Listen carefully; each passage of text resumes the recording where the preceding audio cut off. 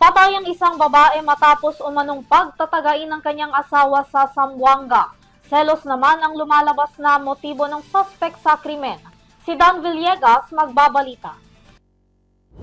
Patay ang isang babae matapos siyang pagtatagiin ng kanyang mister sa isang bayan sa Zamboanga.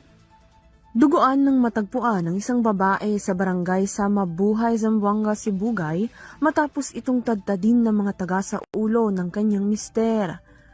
Base sa ulat, pinagtatataga umano ng suspect ang biktima sa ulo dahil umano sa selos.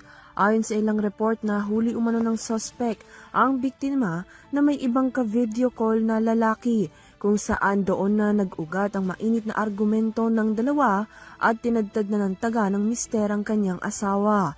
Kinilala sa alias Budok ang suspect at alias Neneng naman ang naturing na biktima. Kuha sa isang video na sinubukan pang iligtas ng mga residente sa lugar, ang babaeng duguan na naidala sa ospital. Ngunit kalaunan ay binawian rin ito ng buhay. Kita rin sa nasabing video, ang suspect na walang pakialam sa sitwasyon at nakatayo lamang habang tinitingnan ang pag-rescue sa kanyang misis.